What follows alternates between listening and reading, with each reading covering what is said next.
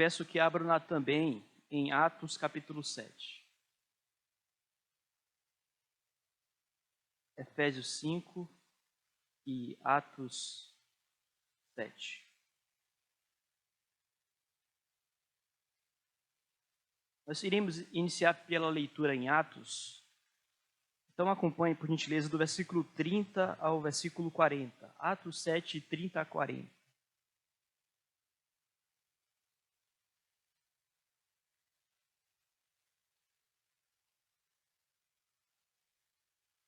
Decorridos 40 anos, apareceu-lhe no deserto, no monte Sinai, um anjo, por entre as chamas de uma sarça que ardia.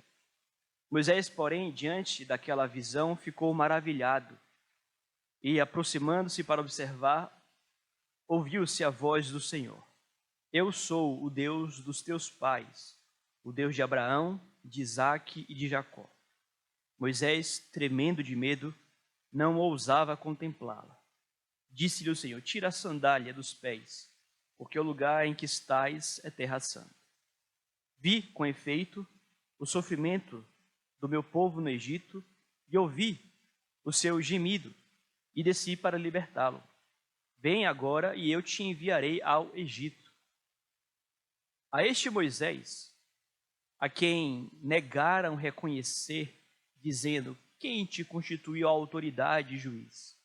A este enviou Deus como chefe e libertador, com a assistência do anjo que lhe apareceu na sarça. Este os tirou, fazendo prodígios e sinais na terra do Egito, assim como no Mar Vermelho e no deserto, durante 40 anos. Foi Moisés quem disse aos filhos de Israel: Deus vos suscitará dentre vossos irmãos um profeta semelhante a mim. É este Moisés quem esteve na congregação no deserto, com o anjo que lhe falava no monte Sinai, e com os nossos pais, o qual recebeu palavras vivas para nulas transmitir, a quem nossos pais não quiseram obedecer. Antes o repeliram, e no seu coração voltaram para o Egito, dizendo a Arão: Faze-nos deuses que vão adiante de nós. Porque quanto a este Moisés, que nos tirou da terra do Egito, não sabemos o que lhe aconteceu. Vamos ler aqui, queridos, juntos, o versículo 39. Juntos. A quem nossos pais não quiseram obedecer, antes o repeliram e no seu coração voltaram para o Egito. Agora vamos para Efésios, capítulo 5. Leitura dos versículos 22 ao 33.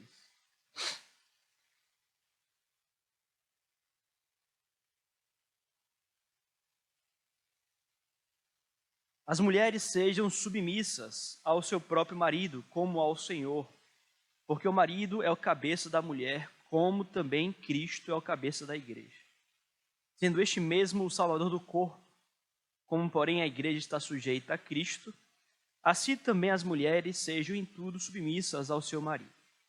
Maridos, amai vossa mulher, como também Cristo amou a igreja, e a si mesmo se entregou por ela, para que a santificasse, tendo-a purificado por meio da lavagem de água pela palavra, para a apresentar a si mesmo igreja gloriosa, sem mácula, nem ruga, nem coisa semelhante, porém santa e sem defeito. Assim também os maridos devem amar a sua mulher como ao próprio corpo. Quem ama a esposa, a si mesmo se ama. Porque ninguém jamais odiou a própria carne, antes a alimenta e dela cuida, como também Cristo faz com a igreja.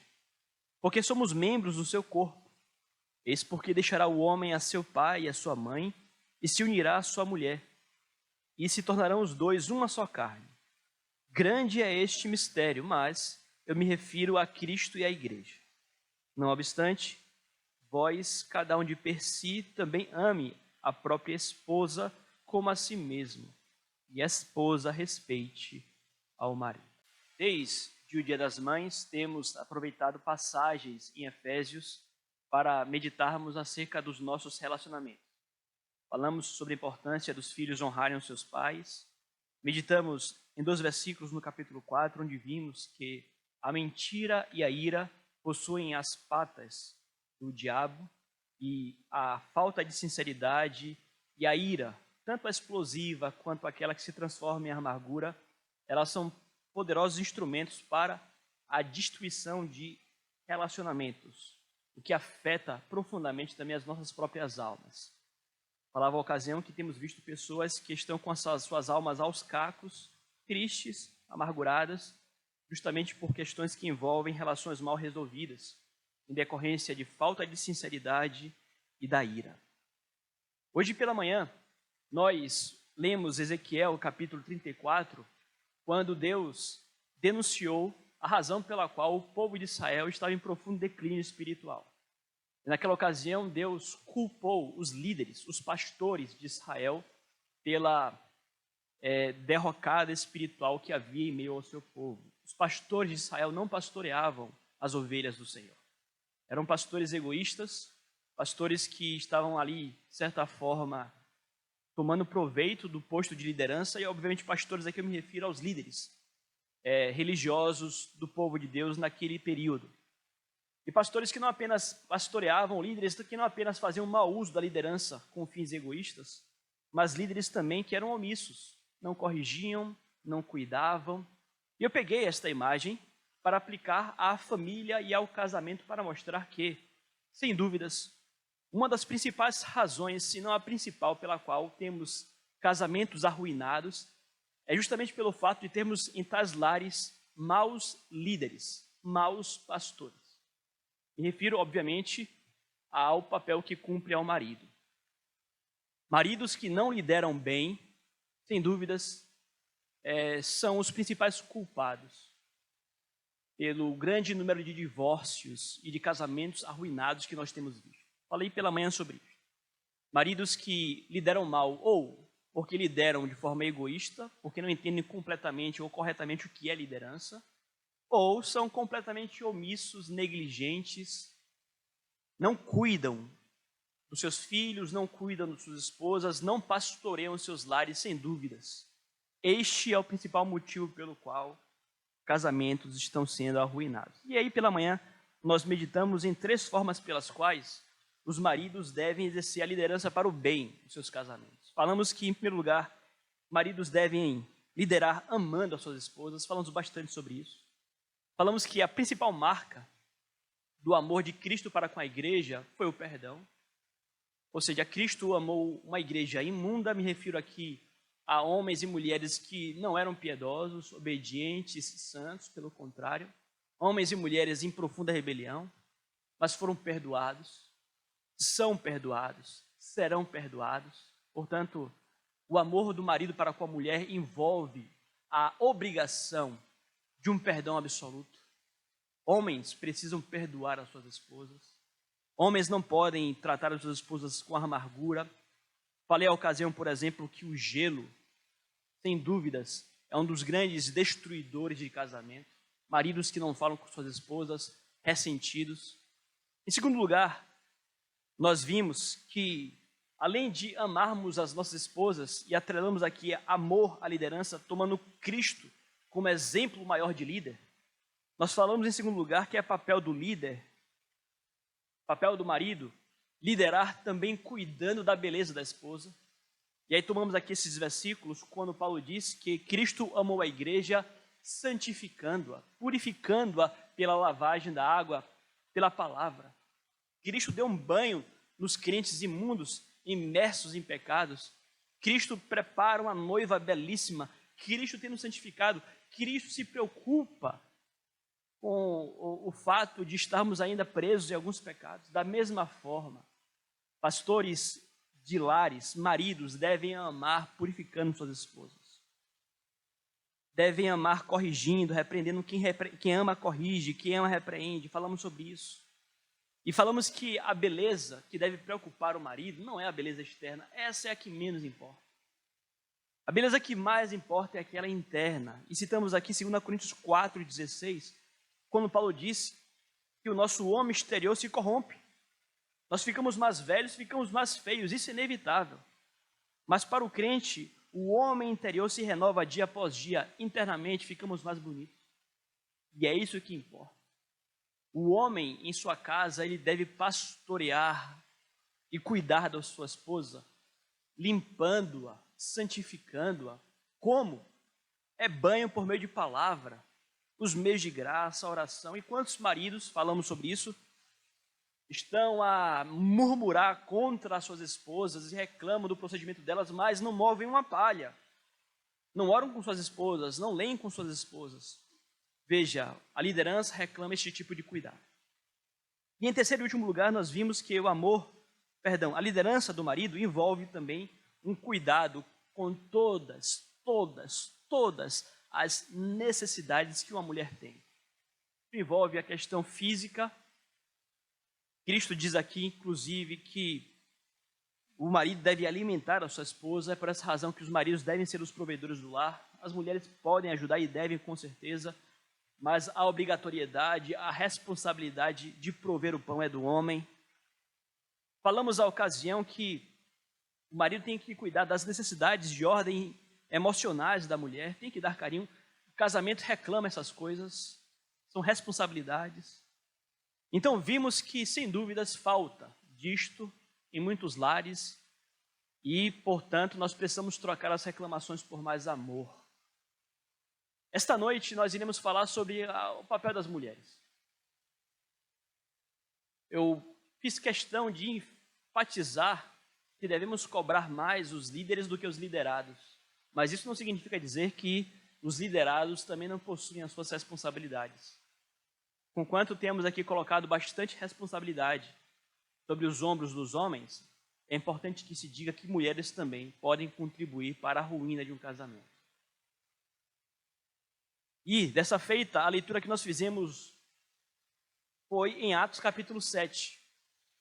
E ali nós somos apresentados ao episódio em que Deus escolheu Moisés para tirar o seu povo do Egito. E Moisés é retratado como um bom líder. E, aliás, o próprio Deus está a liderar o seu povo através de Moisés. Moisés é um bom líder. Moisés, ele faz tudo o que deve ser feito. Mas o texto que nós lemos ali em Atos retrata que, conquanto Moisés fosse um bom líder e conquanto o próprio Deus estivesse liderando com muito amor aquele povo, resgatando aquele povo como mão poderosa do Egito, aquele povo era um povo rebelde. Era um povo de dura serviço. Desde o início, eles já não aceitavam a liderança de Moisés. Quem é você? Quem te constituiu autoridade sobre as nossas vidas? E conforme aquele versículo que nós repetimos aqui juntos, desde o início, no coração já havia uma rebelião contra a liderança de Deus e a liderança de Moisés. Então, o povo passou o tempo inteiro a obedecer na base do murmúrio.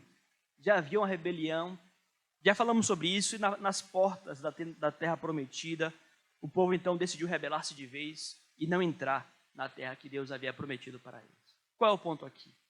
Desta feita, vejam vocês que o declínio espiritual ali em Israel não é culpa dos líderes.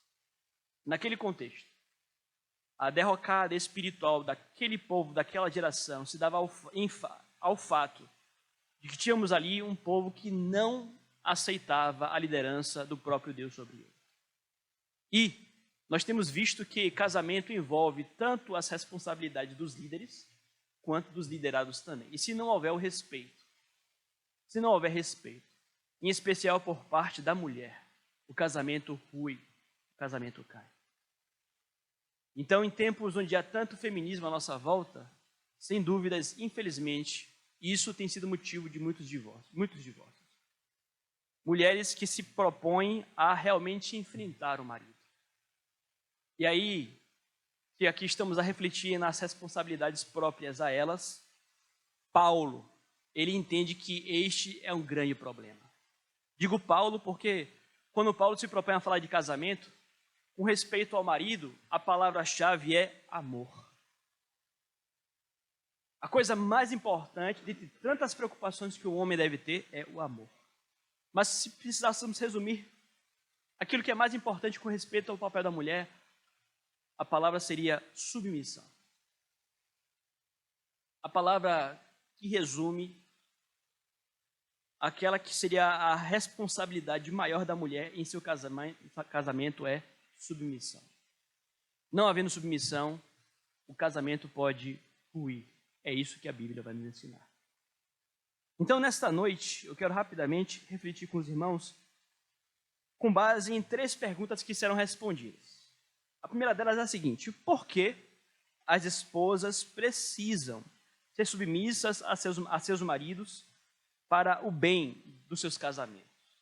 Talvez você que é crente de longa data, você já saiba as razões pelas quais as mulheres devem ser submissas. Mas é sempre bom nós meditarmos um pouco mais nisto para refrescarmos a memória e também para que possamos assentar ainda mais solidamente em nossas mentes e corações as razões pelas quais isto deve acontecer. Por que as mulheres precisam ser submissas para o bem dos seus casamentos? Paulo nos responde: porque simplesmente o homem é o cabeça da mulher. Versículo 22, acompanhem comigo. Versículos 22 e 23. As mulheres sejam submissas ao seu próprio marido como ao Senhor, porque o marido é o cabeça da mulher, como também Cristo é o cabeça da igreja, sendo este mesmo o Salvador do corpo. A impressão que eu tenho é que, no fundo, obviamente, a grande maioria da sociedade não está convencida disso. Me refiro ao fato de que o homem é o cabeça da mulher. Não estão convencidos disso. Muitas mulheres não se convenceram de que o homem é o cabeça. Me refiro a esposas. Muitas esposas não se convenceram de que os seus maridos são os seus cabeças.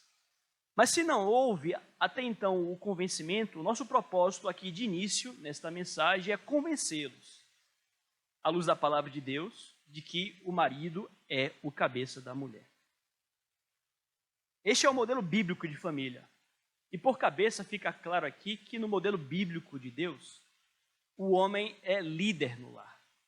O termo cabeça aqui não denota outra coisa senão liderança, governo. A ideia é de que a família, como uma instituição, precisa de uma liderança. Quando não há liderança, nós caímos numa anarquia. Imaginem vocês, por exemplo, um país como o Brasil. Não tivéssemos um presidente, ou mesmo uma igreja como a nossa, se não tivéssemos aqui entre nós líderes, cada qual ia fazer o que acha melhor. E teríamos que tomar decisões. E às vezes nós não iríamos concordar acerca das decisões, iríamos entrar em conflito. Nós não iríamos subsistir. O líder é uma necessidade lógica em qualquer instituição, inclusive no casamento. Nós teremos demandas, decisões no lar, frequentemente, ou melhor dizendo, eventualmente não chegaremos a consensos, e nesse sentido é necessário a figura de um líder. Então estamos aqui a tratar de questões de ordem lógica. Não há como fugir ao fato de que aqui o cabeça é o líder, é aquele quem lidera. Hoje em dia há uns absurdos daqueles que vão dizer que uma família pode possuir 2 líderes. Isto é uma completa incoerência, porque por uma questão, repito, por uma questão lógica, não há a possibilidade de haver liderança compartilhada. Imagine mais uma vez, por exemplo, que temos aqui no país 2 presidentes. Não ia dar certo. E se tivéssemos na igreja 2 pastores titulares, não iria dar certo. Porque conquanto possa haver grande harmonia entre eles, certamente em algo eles irão discordar. E alguma opinião terá que prevalecer. Então, a ideia, por exemplo, de imaginar-se liderança compartilhada é absurda, é ilógica. Tanto é que a imagem aqui é de cabeça e corpo. No corpo você só tem uma cabeça. Há algumas pessoas que nascem com gêmeos siameses, né? Que é terrível. Às vezes um corpo com 2 cabeças. Mas vejam vocês como é terrível esta realidade, porque a cabeça é quem dará o norte para o corpo. Então a imagem aqui não pode ser outra senão de liderança. Assim como o corpo é liderado pela cabeça, as famílias são lideradas pelos maridos. Agora pensem comigo como é ruim quando o corpo não obedece à cabeça. Pensem comigo, qual é o quadro, se não um quadro de um corpo convulsionando? O que é um corpo convulsionando? É um corpo cuja cabeça não é obedecida. Então, estamos aqui a tratar, sim, de governo. Do ponto de vista bíblico, cabeça está atrelado à ideia de governo. Tanto é que, para aqueles que não estão convencidos, ou para aquelas que não estão convencidas, 1 Timóteo, capítulo 3, versículo 4, diz assim, com relação àqueles que são candidatos ao presbiterato. Na linguagem de Paulo, ele dirá o seguinte, e que governe bem a sua própria casa, criando filhos sob disciplina, com todo respeito, pois se alguém não sabe governar a própria casa, como cuidará da igreja de Deus? Então veja que na linguagem de Paulo, ele fala claramente, governa. Agora, conforme nós já falamos hoje pela manhã, o governo tem que se assemelhar ao governo de Cristo. Atrelado ao amor, falamos bastante sobre isso, a mensagem agora é para as mulheres. Então, em termos práticos, eventualmente eu encontro mulheres cristãs que me dizem, não pastor, eu sou submissa ao meu marido, mas na prática eu percebo que não é. Porque são mulheres que não sabem o que significa a submissão. Em termos práticos, a submissão implica dizer que a mulher vai confiar a palavra final ao seu marido.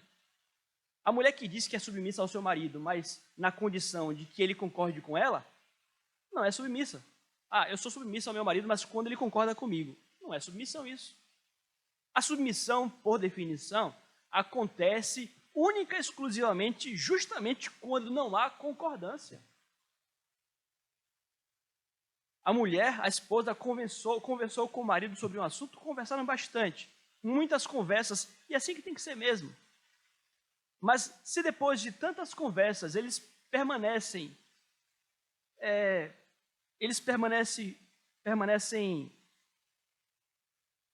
convictos de suas opiniões, se não há acordo depois de muita conversa, é aí que entra a submissão. Cumpre a mulher dar um passo para trás e permitir com que o seu marido tome a decisão e confiar na decisão do marido. Isto é submissão. Mas frequentemente tenho visto mulheres que se propõem a literalmente infernizar a vida do marido até que o marido concorde com o que ela quer. Se não for do jeito que ela quer, não há paz nessa casa. E aí o clima fecha.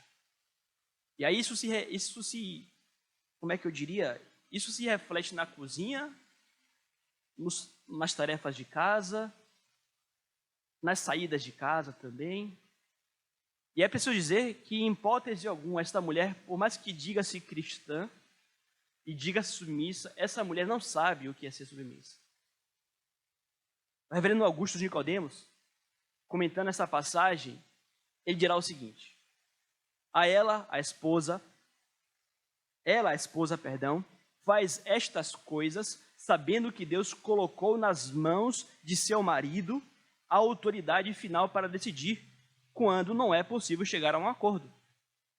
Isso é submissão. Então, isso fique claro para aquelas que ainda não estavam convencidas disto. Talvez seja difícil, nós iremos falar sobre isso, em algumas circunstâncias, você colocar em prática a submissão, e a submissão não envolve apenas você deixar com que ele tenha a palavra final, vamos falar sobre isso também, mas passa principalmente por isto. Você permitir com que o seu marido lidere o seu lar. Algumas pessoas têm rejeitado estas palavras, porque elas julgam que essas palavras de Paulo aqui, elas são contextuais, elas estão presas a um contexto histórico, que não se aplica mais à igreja nos dias de hoje. Mas aqui eu preciso, mais uma vez, convencê-los e convencê-las deste erro, porque a Bíblia ensina o contrário. O que Paulo está aqui a falar não é algo que se aplica só àquele contexto, e eu posso provar isto para vocês. Para isso, eu preciso que vocês abram as Bíblias de vocês em duas passagens. 1 Timóteo, capítulo 2, e 1 Coríntios, capítulo 11.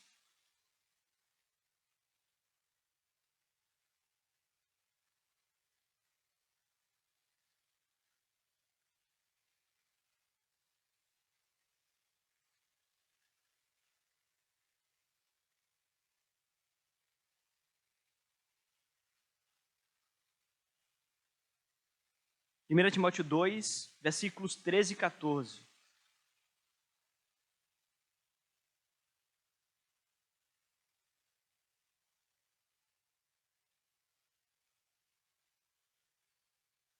Assim diz a palavra de Deus: porque primeiro foi formado Adão, depois Eva, e Adão não foi iludido, mas a mulher, sendo enganada, caiu em transgressão. Então vejam vocês aqui que os argumentos de Paulo não são culturais, são teológicos.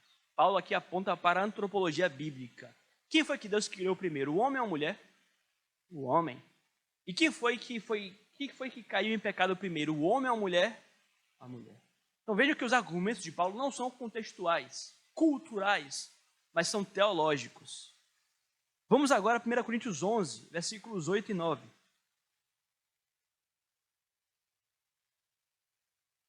Vejam vocês o que dirá a palavra. Versículos 8 e 9 dizem assim: porque o homem não foi feito da mulher, e sim a mulher do homem. Porque também um homem não foi criado por causa da mulher, e sim a mulher por causa do homem. Isso aqui é cultural ou teológico? É teológico, é antropologia bíblica. Vejam, o que é que Paulo está falando aqui? Se nós formos olhar, e nós precisamos olhar para as nossas origens, o que explica como nós devemos viver, nós iremos aprender que Deus criou o homem, e depois Deus criou a mulher a partir do homem, e não sem propósito. E, aliás, os irmãos sabem muito bem, nós lemos aqui ao longo da liturgia, que quando Deus cria a mulher, Ele a cria com um propósito. Ele diz claramente para que a mulher seja auxiliadora e idônea do homem. Isso aqui casa perfeitamente com o que Paulo acabou de dizer. Então, o que a Bíblia vai ensinar, meus amados, quando Deus criou o mundo e criou a humanidade e criou a sociedade, é que Deus criou a esposa para o marido, e não o marido para a esposa. Isto aqui tem que fazer toda a diferença, mas o que impede com que isso aqui faça toda a diferença é justamente o nosso pecado. Gênesis 2, 18 diz assim: disse mais o Senhor Deus, não é bom que o homem esteja só, far-lhe-ei uma auxiliadora que lhe seja idônea. Mas me parece que muito mais nos dias de hoje, tanto feminismo, isso aqui foi rasgado de nossas Bíblias. A expressão, então, auxiliadora e idônea, não existe mais. Mas vejam, no seu propósito original, antes mesmo da queda, quis Deus que o casal homem e mulher se completassem perfeitamente. E nessa interação entre eles, o homem teria o suporte e o auxílio de suas esposas. A esposa iria ali ser uma auxiliadora, uma apoiadora do seu marido. Mas hoje, o que nós temos visto é que a mulher tem sido posta numa posição de competição com o homem. Em alguns círculos, é o homem que está apoiando e vivendo em função da mulher. Eu repito que esta aqui é a ordem criativa original. É o modelo bíblico de família. Foi assim que Deus nos criou.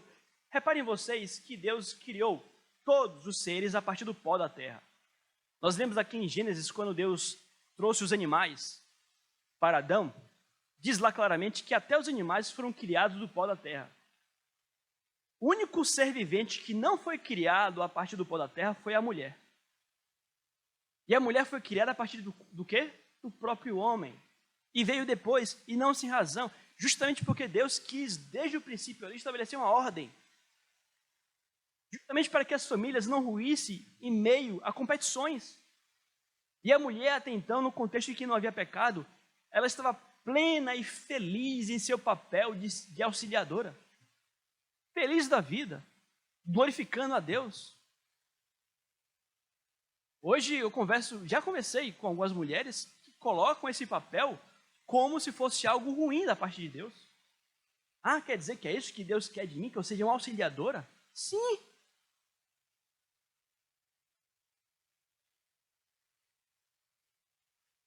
E Adams, comentando essa passagem, ele vai dizer o seguinte: mulheres, ouçam com carinho. A esposa, por seu lado, deve amar seu esposo de tal modo que deseje viver para ele. Deve estar disposta a dedicar toda a sua vida para ser auxiliadora do seu esposo. Isto envolve viver para ele, tal como se exige que a igreja viva para Cristo. Então, você vai perceber que no lar, obviamente, eventualmente, homem e mulher vão ter sonhos conflitantes. Repito, é claro que a maioria dos desejos serão harmonizados, sem problemas nenhum, mas eventualmente haverá ali sonhos que são conflitantes.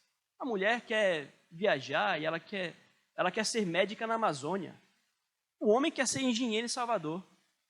E aí entram numa batalha, entram num cabo de guerra, quando não se entende, na verdade, que cumpre a mulher seguir o seu marido, auxiliar o seu marido. Mas me parece que isso se perdeu hoje em dia. E aí nós temos mulheres que realmente querem impor a sua vontade em casa, não querem, em hipótese nenhuma, assumir a figura de auxiliadora e partem para o confronto. Não é este o modelo bíblico de família. Obviamente, quando nós falamos que a mulher será auxiliadora, se houver a boa intenção de se compreender a vontade de Deus, vai se perceber claramente que isso não torna a mulher inferior em hipótese nenhuma. Você olha, por exemplo, para a Trindade, Pai, Filho e Espírito Santo. O Filho colocou-se em obediência ao Pai. O Filho veio no poder do Espírito Santo. No entanto, o Pai, Filho e Espírito Santo possuem, eles três, a mesma dignidade, a mesma glória e a mesma majestade. Homens e mulheres possuem a mesma glória e respeito aos olhos de Deus, mas possuem papéis diferentes. Então, meus amados e minhas amadas, qual é o chamado de Deus para toda esposa cristã? Para que tenham casamentos felizes. Sejam submissas ao marido de vocês. Hoje em dia, até mesmo nos círculos evangélicos, as pessoas pegam essa passagem e tentam distorcê-la, tentam abrandar o que significa o termo submissão. Mas esse termo, inclusive, é retirado do contexto militar. É a mesma palavra que Paulo aplica, por exemplo, em relação a servos e a filhos. Não há como nós queremos aqui abrandar. O comentarista William Hendricks, falando sobre essa passagem, dirá claramente: o Senhor determina à esposa o dever de obedecer ao seu esposo. Então, nós lemos, por exemplo, lá em 1 Pedro capítulo 3, quando Pedro fala nas mulheres, ele cita o exemplo de Sara. E ele fala no finalzinho como Sara chamava Abraão de Senhor. Respeito. A consciência de que era líder dado pelo próprio Deus. Então a primeira pergunta foi: por que as mulheres devem ser submissas para o bem dos seus próprios casamentos? Porque o homem é o cabeça e essa determinação foi deixada pelo próprio Deus. Mas vamos seguir mais à frente com duas outras perguntas que são importantes. A segunda delas é a seguinte: até que ponto? Até que ponto as esposas devem ser submissas aos seus maridos? Essa é uma pergunta legítima, mas uma pergunta que certamente, também, dado o nosso próprio pecado, é feita com muita maldade frequentemente. Mas vamos respondê-la. Até que ponto as esposas devem ser submissas aos seus maridos? Resposta: as mulheres devem ser submissas aos seus maridos em tudo. Versículo 24, acompanhe comigo. Como, porém, a igreja está sujeita a Cristo, assim também as mulheres sejam em tudo submissas ao marido. Em tudo é o que diz o texto. Submissas ao marido. O que isso aqui quer dizer é o seguinte: quando Paulo tem um cuidado de colocar a expressão em tudo, ele quer dizer que essa submissão não está condicionada a circunstâncias. Porque alguém pode pensar assim: ah, pastor, mas e se a mulher ela for mais inteligente, ela tiver um salário maior, ela for uma pessoa mais talentosa, e se a mulher for crente e o marido não for crente, ela tem que ser submissa a si mesmo? E Paulo diz claramente: essas variáveis não mudam a realidade de que a mulher deve submissão, porque é uma questão, repito, antropológica. Porque primeiro foi formado o homem. Porque a mulher foi formada para o homem. Então estes outros fatores não mudam o fato de que Deus criou o homem e mulher e criou a mulher para ser a auxiliadora do homem. Não importa. se é mais inteligente, se é crente, mais talentosa, toda esposa deve ter o seu marido como líder. É o que diz a palavra de Deus. Então é algo inerente à própria natureza, à nossa natureza. E aí, nesse sentido, é importante ter muitíssimo cuidado, porque naturalmente, meus amados, repito, isso aqui em decorrência do nosso pecado, não é fácil ser submissa ao marido, mas por conta das tentações que as mulheres incorrem, elas naturalmente vão pensar e vão raciocinar e vão refletir se não estão com razão para que, enfim, não sejam submissas naquela ocasião.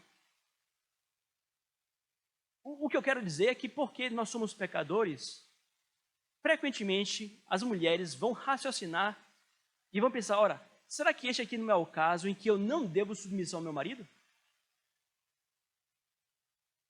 E frequentemente elas não estão com razão.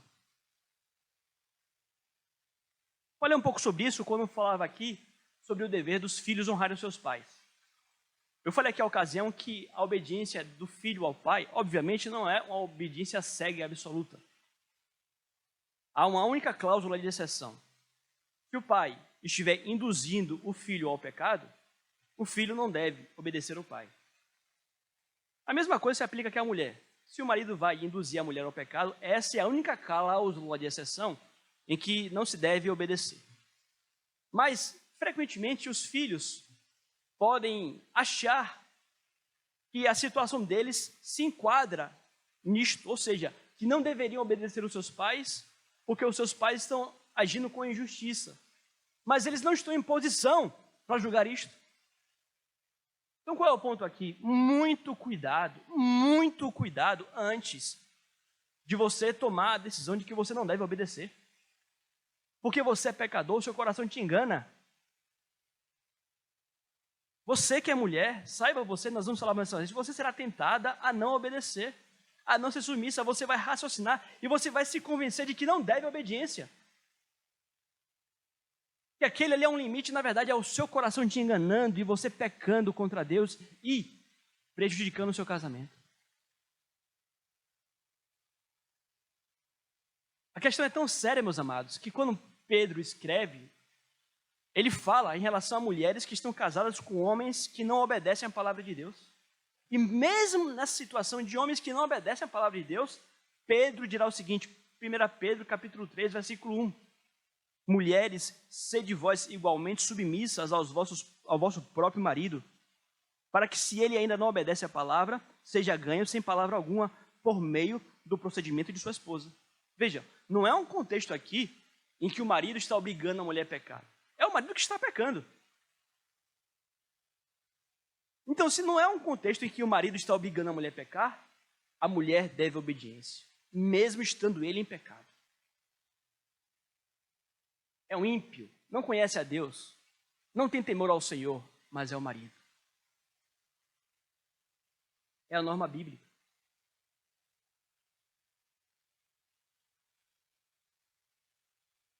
Com certeza nós vivemos numa crise de autoridade hoje em dia, não se respeita mais a autoridade nenhuma, a verdade é esta. Mas nem sempre foi assim.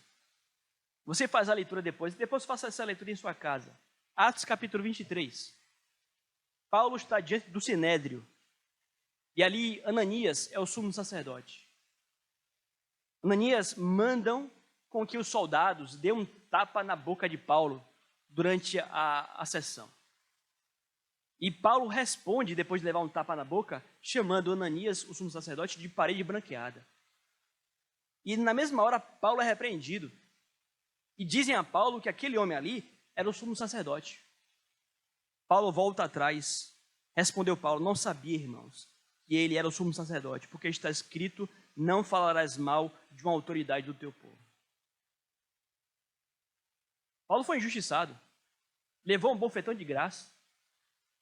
O sumo sacerdote foi injusto, um pecado, ainda assim Paulo teve respeito por ele. Mas hoje em dia, não é necessário nada para que o desrespeito aconteça. Isto explica, sem dúvidas, a razão pela qual muitos casamentos estão sendo arruinados. Não há o respeito pelo marido. Então, como já foi dito aqui, a única cláusula de exceção é quando, obviamente, o marido quer, por exemplo, obrigar a mulher a pecar. Aí, antes importa obedecer a Deus. Mas, raramente, você vai encontrar um pai que vai obrigar o seu filho a pecar. Raramente você vai encontrar um marido que vai obrigar a sua esposa a pecar. A terceira e última pergunta que nós precisamos responder aqui nessa noite é a seguinte: como as mulheres devem exercer a submissão aos seus maridos?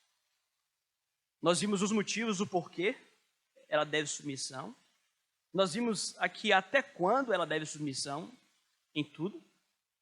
E em terceiro lugar, como elas devem ser submissas, porque isso aqui também é motivo de muita discórdia e de muito mal entendido. As mulheres devem ser submissas aos seus maridos como ao Senhor. É o que Paulo dirá, versículo 22, acompanhe comigo. As mulheres sejam submissas ao próprio marido como ao Senhor. Vamos ler juntos? Só as mulheres. Juntas. As mulheres sejam submissas ao seu próprio marido como ao Senhor. O que ele quer dizer aqui como ao Senhor? O que Paulo quer mostrar aqui é que a motivação que deve existir no coração da mulher para a sua submissão ao marido deve estar atrelada à sua fé. Ou seja, ela tem que considerar o Senhor nessa situação. É crente? Teme a Deus? Tem Jesus Cristo como o Senhor da sua vida? Então, que ela seja submissa por uma questão de piedade, por uma questão de fé. Repito, a submissão frequentemente não será fácil. A submissão irá provocá-lo ou provocá-la, colocá-la sob tentação. Mas porque você é crente, porque você tem compromisso com o Senhor, você irá submeter-se. Você será submissa como ao Senhor. E aqui, o como ao Senhor já responde também ao fato de que da mesma forma como você se empenha em obedecer a Deus, isso aqui envolve, por exemplo, um amor ao Senhor Jesus Cristo. Você não obedece a Cristo simplesmente contra a sua vontade, fazendo bico, batendo o pé. Você se propõe a obedecer ao seu Senhor com amor, porque o ama. Então veja como você atrela a sua obediência a Cristo ao fato de que Ele é o seu Senhor. Então, em termos práticos, o que nós queremos dizer aqui é que a submissão, meus amados e minhas amadas, vai para além de simplesmente termos aquela postura passiva por parte das mulheres. A mulher cristã, por exemplo, no seu trato para com Cristo, ela não é passiva, ela não está simplesmente a cruzar os braços e a fazer o que Ele manda de qualquer forma, não. Ela vai se entregar, ela vai se doar para obedecer ao Senhor Jesus Cristo. É uma submissão ativa, há uma obediência ativa. O que eu quero dizer com isso? Às vezes acontece o seguinte, às vezes acontece da pessoa até obedecer, mas não obedece com o espírito correto. Obedece claramente a contragosto. Obedece fazendo malcriação. Obedece batendo as portas da casa. Obedece fazendo cara feia. É o mesmo quadro que se aplica, por exemplo, ao povo que saiu do Egito, que no seu coração já havia retornado ao Egito, no coração não obedecia coisa nenhuma. Já havia ali uma rebelião, uma insubmissão.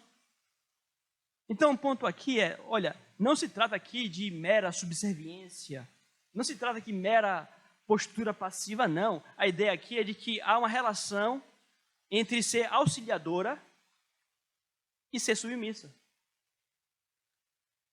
Vocês vão lembrar, por exemplo, do que Provérbios capítulo 31 falará acerca da mulher virtuosa.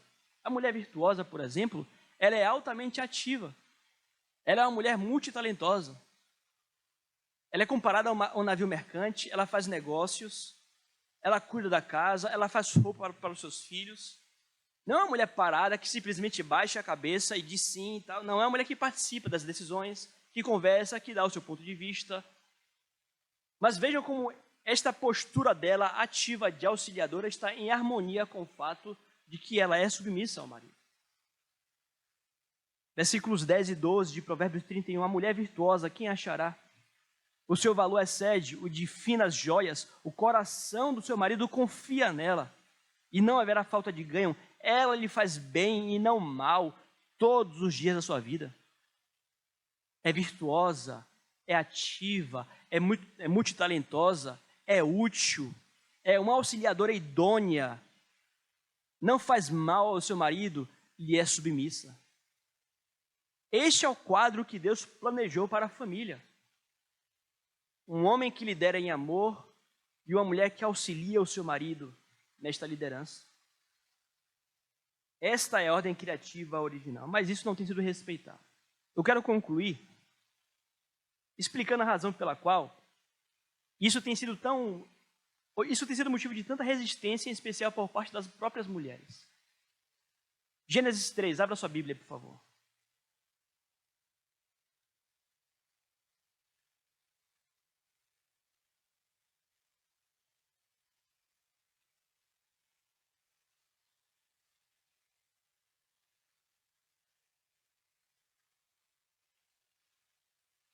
Aqui nós lemos Gênesis 3,16. E a mulher disse: multiplicarei sobremodo os sofrimentos da tua gravidez, em meio de dores darás à luz filhos, o teu desejo será para o teu marido, e ele te governará. Esta aqui é a maldição que Deus lança sobre a mulher. Isso é o que nós contemplamos na prática. Vejam, primeiro, o fato de que a gravidez da mulher é complicada, é mais desconfortável do que a gravidez dos demais animais, ou dos animais, melhor dizendo. E, em relação ao parto, as mulheres sofrem mais do que os animais também. Isso aqui é em decorrência da queda. Mas não termina aí.